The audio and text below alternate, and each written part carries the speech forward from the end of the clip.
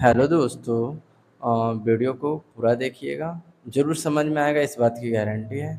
अगर किसी भी पॉइंट में दिक्कत होगा तो कमेंट ज़रूर करेंगे, हम उसे शॉर्ट वीडियो के माध्यम से सोलो मॉडल के एक नए टॉपिक के बारे में, जिसका नाम है बचत की दर में वृद्धि का प्रभाव। जानते हैं कि इसके बारे में सोलो ने क्या बताया।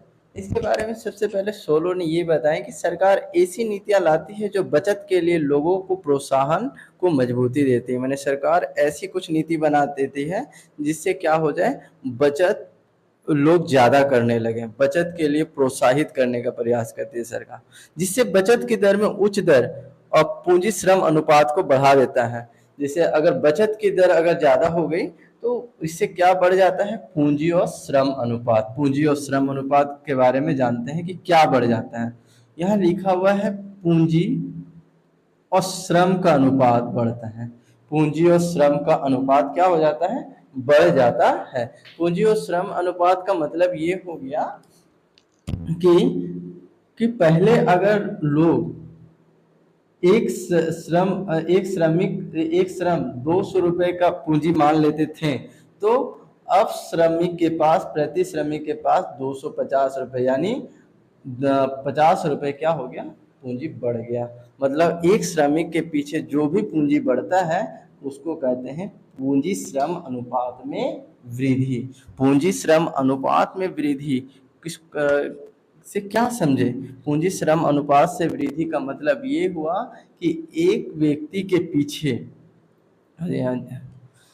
एक व्यक्ति के पीछे जितना पूंजी बढ़ गया, एक व्यक्ति के पीछे जितना पूंजी बढ़ गया, मान लेते हैं पहले एक व्यक्ति के पीछे 200 रुपए पूंजी था, अब व्यक्ति के पीछे 250 रुपए हो गया, यानी 50 रुपए क्या हुआ, एक व्यक्ति के पीछे पूंजी बढ़ गया, यानी पूंजी और श्रम का अनुपात बढ़ा। पूंजी और श्रम का अनुपात बढ़ा। पहले 200 रुपए था पूंजी, अब एक व्यक्ति के पीछे कितने पैसे हैं, 250 रुपए। यानी क्या समझे इससे कि पूंजी और श्रम का अनुपात में क्या हो गया, वृद्धि हो गया। ये क्यों हुआ, बचत की दर में वृद्धि होने से।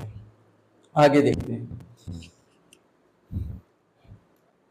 जिससे अर्थव्यवस्था उच्च पूंजी श्रम अनुपात की ओर खिसक जाती है। जिससे अर्थव्यवस्था किस ओर खिसक जाती है, ऊंची पूंजी श्रम अनुपात की ओर खिसक जाती है। और ये खिसक जाती है, इस चीजों को हम ग्राफ में भी समझेंगे आगे। अब देखिए, अधिक बचत का मतलब हुआ अधिक निवेश, और अधिक निवेश का मतलब क्या हुआ, अधिक शेयर पूंजी, और अधिक शेयर पूंजी का मतलब ये हुआ अधिक प्रति व्यक्ति आय। मतलब सोलो ने, देखिए ये पॉइंट को मान लिया जिसको हम अच्छे तरीके से समझते हैं। सोलो ने ये कहे कि अगर बचत बढ़ेगा, ये सोलो द्वारा माना गया है, हम नहीं मान रहे, ये ध्यान रखेंगे। सोलो ने ये कहा कि लोग जितना पैसा को बचाते हैं उतना निवेश कर देते हैं, और जब निवेश करने का मतलब क्या हुआ, वो पैसा को बिजनेस में लगा देना। अब बिजनेस में जैसे ही वो पैसा गया तो वो क्या बन गया, एक तरह का पूंजी बन गया।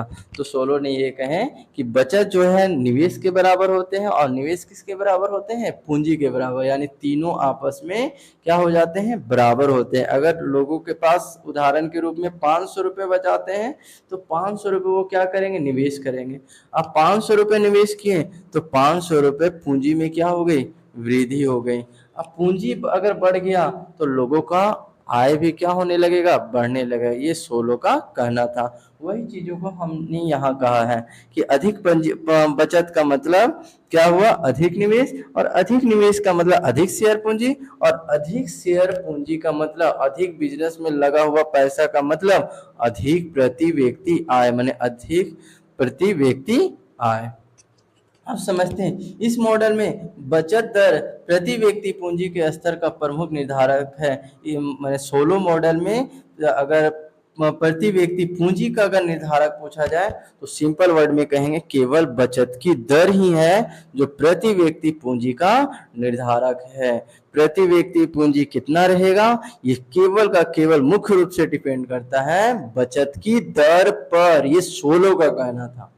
चलिए अब जानते हैं आगे बचत की दर अस्थायी बदलाव का अर्थव्यवस्था की वृद्धि दर पर केवल अस्थायी प्रभाव पड़ता है। ये सबसे इंपॉर्टेंट पॉइंट है, समझेंगे ध्यान से कि बचत की दर का अस्थायी बदलाव, यानी बचत की दर अस्थायी रूप से बदल रहा है। पहले लोग 10% बचाते थे, अब लोग 20% बचाने लगे और पूरी अस्थायी रूप से बदल गया।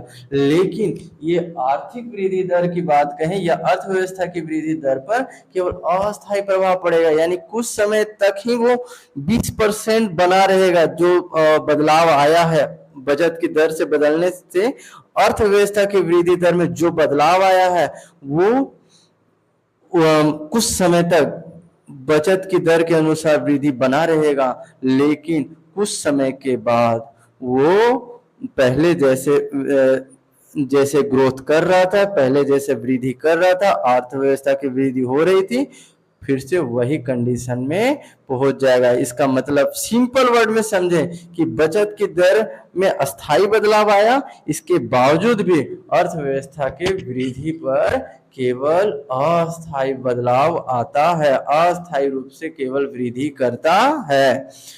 इसी को सोलो के थ्रिफ्ट का विरोधाभास कहा जाता है। इसी को सोलो के थ्रिफ्ट का विरोधाभास कहा जाता है। ये सबसे इंपॉर्टेंट पॉइंट है एग्जाम के पॉइंट ऑफ व्यू से।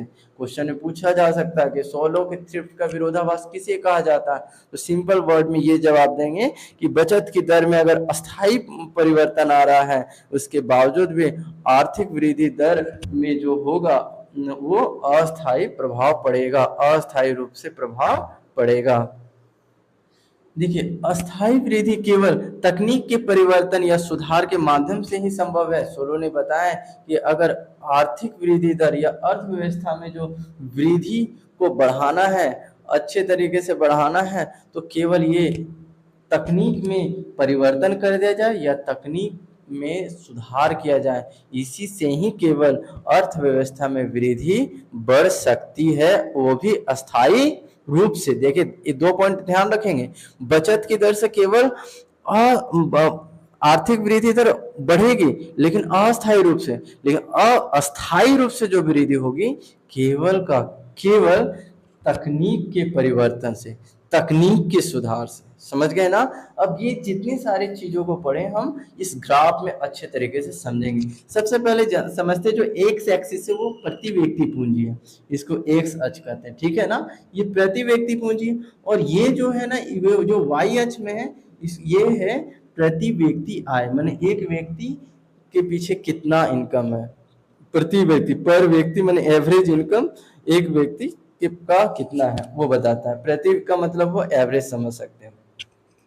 देखिए, ये प्रति व्यक्ति पूंजी माने एक व्यक्ति के पीछे एवरेज औसत पूंजी कितना है वो है। यहाँ प्रति व्यक्ति आय का मतलब एक व्यक्ति के पीछे औसतन आय कितना है वो बताया गया। देखिए यहाँ ये स्ट्रेट लाइन जो जा रहा है ना वो निवेश को डिनोट करता है। निवेश समझेंगे ध्यान से, ये निवेश को डिनोट करता है। और निवेश किसके इक्वल में होता है? निवेश ध्यान से समझेंगे, निवेश जो होता है वो पूंजी के इक्वल में। हम अभी बताएं कि लोग 500 रुपये बचाए, 500 रुपये वो बिजनेस में लगाना चाहिए। जैसे ही बिजनेस में लग गया वो 500 रुपये, वो एक तरह का पूंजी बन गया। तो यानी पूंजी और निवेश दोनों इक्वल होता है। तो ये स्ट्रेट लाइन निवेश को दिखा रहा है, ये कर्व लाइन, दो गो कर्व लाइन, ये बचत की दर को दिखा रहा है।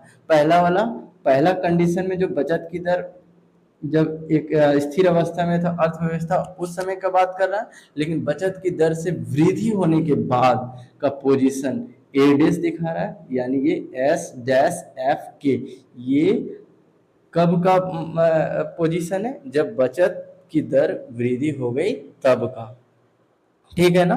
तो यहाँ हम ये देख रहे हैं कि ये जो स्ट्रेट लाइन निवेश है उसको अगर बचत की दर वृद्धि हो रही है तो उसको ऊपर की ओर काट रहा है। देखिए ध्यान से समझेंगे, ये पॉइंट को बढ़िया से ध्यान देंगे कि अस्थिरावस्था बिंदु ए से ए डैश यानी पहले की तुलना में ऊपर और कहाँ है? दाईं ओर है। मतलब यहाँ अस्थिर अवस्था जो बिंदु है ना वो ए से ए डैश की ओर है। ए था, अब अस्थिर अवस्था बिंदु कहाँ पहुंच गया? ए डैश में। क्यों पहुंचा? बचत की दर बढ़ने के कारण पहुंचा, क्योंकि बचत की दर देखिए अपना पोजीशन तो बदल है ना, तो इसीलिए साथ साथ में ये ऊपर भी पहुंच गया और किधर पहुंचा, दाईं ओर, और इसका कारण भी हम जानेंगे आगे। देखिए और दूसरा चीज है, ये ग्राफ को एक बार ग्राफ में देखिए ध्यान से कि यहाँ बचत की दर बदला, बचत की दर बदला, ये वाला देखेंगे ध्यान से, बचत की दर बदला तो अस्थिर अवस्था का बिंदु भी शिफ्ट किया, लेकिन इससे दो मेन प्रभाव पड़ा, दो मुख्य रूप से प्रभाव पड़ा।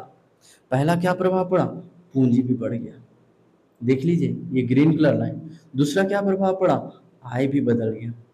ये लाइन को कैसे खींचे, ये लाइन हमेशा स्थिर अवस्था बिंदु से खींचाता है। दो स्थिर अवस्था बिंदु था ना, पहले का आरंभिक स्थिर अवस्था बिंदु ए और बाद में अस्थिर अवस्था बिंदु ए डैश। तो यहाँ देखिए आय भी बढ़ा है ना।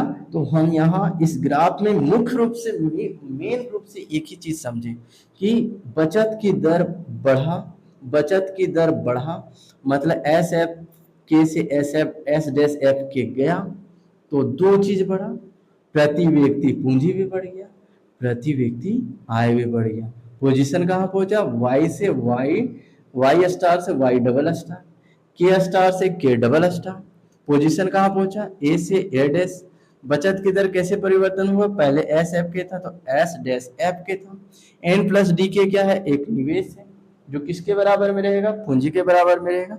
अब हम इस पॉइंट को समझते हैं, बचत की दर वृद्धि होने से बचत वक्र एस एफ के से ऊपर की ओर खिसक कर एस डैश एफ के पर आ जाता है। माने बचत की दर अगर बदलता है तो ये बचत की दर बदलता है तो बचत का जो वक्र होता है, बचत का वक्र देखिए इसको कहते हैं, ये जो वक्र देख रहे हैं ना ब्लू कलर का लाइन, ये वाला, ये बचत का वक्र किधर खिसक जाता है, ऊपर की ओर खिसक जाता है।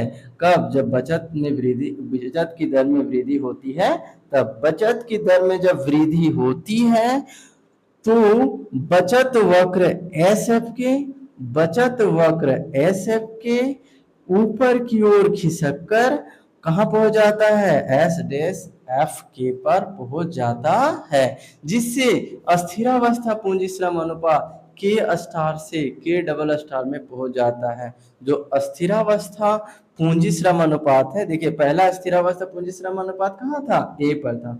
अब दूसरा पूंजी श्रम अनुपात कहाँ पहुंच गया, ए डैश में पहुंच जाता, ए डैश में पहुंच गया। तो यहाँ वही लिखा हुआ है कि अस्थिर अवस्था पूंजी श्रम अनुपात पहले के स्टार में था, अब धीरे धीरे कहाँ पहुंच गया, के डबल स्टार में पहुंच जाता है। कब ऐसा होता है, जब बचत की दर में वृद्धि होती है तब।